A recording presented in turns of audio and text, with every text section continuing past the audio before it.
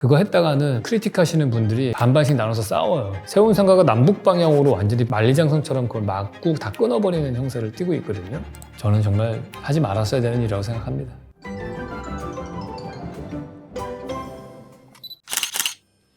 네, 안녕하세요, 왓슨 여러분. 이번 시간에는 그동안 밀렸던 질문들을 좀 모아서 여러분들하고 이야기 나누는 시간을 가지려고 합니다. 첫 번째 질문입니다.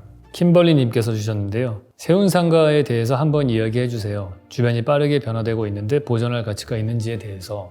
건축계에서, 그러니까 학교에서 학생들이 졸업 설계 마지막 논문을 주제를 결정할 때 금기시되는 프로젝트가 있는데 그 중에 하나가 세운상가입니다.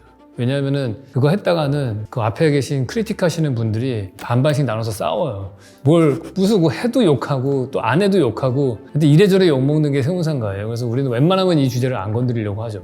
모든 건축이 사실은 다 정치적이긴 하지만은 특히 세운상가는 되게 지극히 정치적인 이슈이기 때문에 다루기 좀 어려운 주제이긴 합니다. 그래도 그냥 제가 보는 관점에서 말씀을 드리자면은, 저는 이제 건축가들이 흔히 하는 실수 중에 하나가 뭐가 있냐면요, A와 B를 연결을 할 때 그거를 건축물로 연결하려는 사람들이 있어요. 그러니까 벽을 세웁니다. 옛날에 70년대 때 맨날 유행했던 설계 방식인데 역사의 축 뭐 이런 걸 찾아요. 그래서 축을 막 찾고 거기다가 그 축선을 따라서 벽을 세웁니다. 우리 건축가 중에 이제 리베스킨드라는 또 유명하신 분이 있어요. 해체주의 건축가 중에. 이 다니엘 리베스킨드라는 분이 주로 하시는 방법 중에 하나가 막 여러 가지 의미 있는 축들을 막 찾아고 뭐 지그재그 모양으로 막 벽들이 서면서 뭐 만들어지고 하는 것들이 있거든요. 상당히 저는 2차원적인 접근이라고 생각을 해요. A와 B를 연결을 할 때 그게 왜 도대체 건물이 돼야 되는지, 사실은 A와 B 지점을 연결을 하려면은 그 사이가 비어 있어야죠. 비어 있어야지 길이 생기고 도로가 만들어지면서 사람이 오가고 시각적으로 서로 연결이 되게 돼 있거든요. 그래서 사실은 뭔가를 연결시키고 싶으면은 건물을 오히려 부수고 비워야 됩니다. 그 대표적인 사례가 샹젤리제 거리라고 할 수 있을 것 같아요. 그 파리의 그 오스만 시장이 했던 파리 재건축을 할 때 개선문이 있는 곳과 콩코드 광장 사이가 쭉 샹젤리제 거리로 쫙 뚫려 있거든요. 그러니까 개선문에서도 콩코드 광장이 보이고 콩코드 광장에서도 개선문이 보이고 콩코드 광장에서 뒤로 이제 루브르 광장까지 이렇게 연결이 돼 있거든요. 그래서 그러한 시각적인 연결의 축을 만들어서 뚫은 거죠. 그러니까 뭔가를 뚫어서 연결시킨 것 중에 가장 대표적인 사례는 그 오스트리아 비엔에 있는 링스트라셔라는 게 있습니다. 비엔나가 되게 유명한 엄청난 제국의 성이었잖아요. 그렇기 때문에 비엔나 주변으로 성이 이렇게 둘러싸여 있었어요. 대부분의 옛날에 도시는 어땠습니까? 성을 치고 그 안에 들어가서 막 공성전으로 막 싸우고 수성하고 막 이런 것들이잖아요. 근데 전쟁의 양상이 확 바뀝니다. 이게 대포가 나오면서부터 성이 별로 힘을 못 쓰게 되는 거예요. 그래서 이 비엔나의 이 성도 대포가 나오고 나서 전쟁만 했다 하면 맨날 깨지고 지는 거예요. 그러니까 이 프란츠 요세프 1세인가 그 황제가 결단을 내립니다.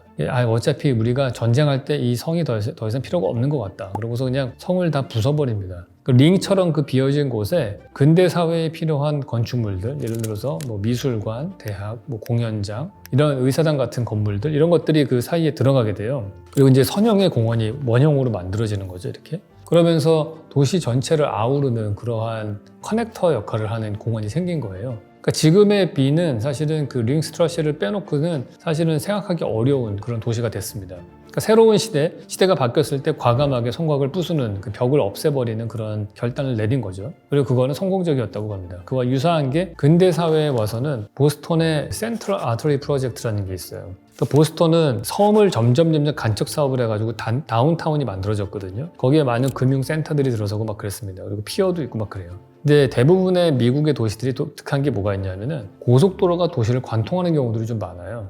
옛날에 제가 볼 때는 그 역마차 시절부터 생겨난 역사가 아닌가 싶어요. 옛날에 역마차길이 생기면은 그 앞에 살롱이 하나 생기고 거기서부터 말이 형성되고 막 이러잖아요. 그러니까 그 도로가 보스턴이 저 북쪽에서부터 이렇게 내려와서 그리고 보스턴을 관통해서 갑니다. 근데 그게 도시를 관통할 때 고가도로로 관통을 해요. 마치 우리 옛날에 청계천 고가도로처럼 도심적으로 관통하는 게 있었습니다. 이게 문제가 뭐냐면은 보스턴 다운타운에서 바닷가로 가는 길을 다 막아버렸어요. 그게 장벽처럼. 바닷가 좋은 공간들을 이 도심에서 못 봤는데 엄청나게 돈을 들여서 걔를 없애고 터널을 만들었습니다. 그러면서 거기가 공원이 만들어졌어요. 선형의 공원이. 그러고 다운타운이 이제 물가로 접근성이 좋아지면서 엄청난 부동산 가치 상승이 되고, 거기서 올라간 부동산 가치 상승은 보유세라든지 각종 세금들, 거기 상업이 활성화되면서 생겨나는 세금을 통해서 보스턴의 세수를 더 감당하는 선순환이 되는 거죠. 서울에서 비슷한 사례를 찾는다면 경의선 숲길을 들 수 있겠죠. 경의선 숲길은 제가 여러 번 얘기했지만은 경의선이 지상으로 다니던 게 지하로 지중화가 되면서 위에가 철길이 비어져 있고 거기가 나중에 공원화가 되면서 홍대 앞에 연남동과 마포구 공덕동을 연결하는 그러한 도심을 연결하는 공원이 되고 그 주변으로 상가들이 생겨나면서 걷고 싶은 거리에 활성화가 된 그런 좋은 사례고 지역의 공동체를 활성화시키는 그런 좋은 사례입니다. 그래서 뭔가 있다가 그 자리가 비고 공원이 되면은 되게 좋아져요. 저는 그런 관점에서 본다면은 저는 세운상가는 지금 건물로 지어져 있는데 문제가 뭐냐면은 이제 종로부터 퇴계로까지 쫙 건물이 엄청나게 높은 주상복합 건물로 지어져 있잖아요. 이 강북의 컨텍스트를 보시면은 청계천이 동서방향으로 흐릅니다. 그거하고 평행해서 퇴계로 뭐 충무로 다 종로 일지로 다 평행하게 가죠. 왜냐하면 뭐든지 이쪽 라인을 따라서 평행하게끔 도로가 만들어지게 돼 있거든요. 그러니까 기본적으로 강북의 도로의 축은 동서방향으로 되어 있는데 세운상가가 남북방향으로 완전히 만리장성처럼 그걸 막고 다 끊어버리는 형태를 띠고 있거든요. 일단 그게 세운상가가 도시적인 관점에서 봤을 때는 큰 패착수라고 저는 생각을 해요. 이게 김수근 되게 훌륭한 건축가분이 설계를 하신 건데 저는 그분이 한 실수가 아닌가 생각을 해요. 제가 앞에 맨 서두에 말씀드린 건축가가 흔히 저지르는 실수다 그렇게 생각을 합니다. 이제 그분이 꿈꿨던 건 뭐냐면은 마치 옛날에 도시 성곽들을 위를 걸으면서 예를 들어서 시안성 같은 데를 가서 보시면은요 그 시안성 주변으로 성곽이 있고요 그 위로 엄청난 산책로 같은 게 만들어져 있어요. 그 성곽 위를 딱 걸으면서 도심을 내려다보는 거거든요. 그게 옛날의 도심의 풍경이었습니다. 근데 그것처럼 종묘부터 시작해서 청계천까지 쫙 이르는 엄청나게 높은 주상복합 건물을 만들고 한 2, 3층 높이에다가 사람들이 걸을 수 있는 프로미네이드라고 하죠. 그런 산책로 같은 걸 만든 거예요. 그러니까 마치 성곽 위를 걷듯이 밑에 있는 을지로나 이런 데 종로에 있는 집들을 내려다보면서 쫙 걸어라. 이게 김수근 씨의 생각이었던 거죠. 그러니까 인공적으로 20세기에 강북에다가 성곽을 하나 만든 거다 이렇게 저는 생각이 들어요. 근데 문제는 뭐냐면은 제가 학교 다니면서 배웠던 되게 중요한 레슨 중에 하나가 1층의 가로를 활성화하는데 그거하고 평행하게 2층, 3층에다가 평행한 어떤 보행로를 만들면은 둘이 경쟁을 하게 돼서 2층이 활성화되면 1층이 죽고 1층이 활성화되면 2층이 죽는다.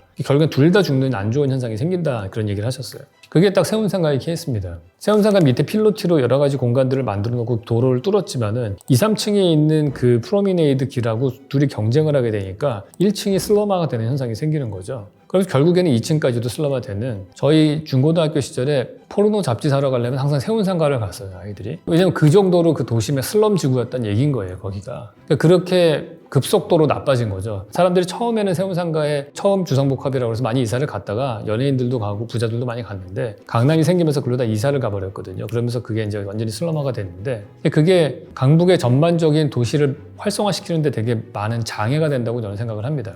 물론 이게 되게 중요한 근대 건축으로서의 가치는 있지만은 좀 더 미래지향적으로 저는 본다면은 만약에 세운상가가 없어지면은 저는 그게 경의선 숲길 같은 그런 공원이 선형으로 만들어지면은 저쪽 종묘부터 시작해서 종로 을지로 뭐 퇴계로까지 쭉 연결돼서 종으로 연결하는 횡으로는 이미 각종 도로들이 있으니까 종으로 연결하는 그런 하나의 선형의 공원이 생기면서 여러 가지 시너지 효과를 만들 수 있을 것이다 생각을 합니다. 물론 거기에 있는 많은 프로그램들은 옆에 새로 지어지는 이제 약간 고층으로 허용을 해줘야겠죠. 고층으로 만들어지는 그 건물들로 이주를 하면 돼요. 그런 현상들이 지금 딱 보시면은 경의선 숲길의 봉덕역 주변을 보시면 될 것 같습니다. 그러면 되게 선형의 공원이 만들어지고 1층에 상업시설들이 만들어지고 주변에 높은 건물들이 들어서면서 프로그램들이 이전을 하는 거죠.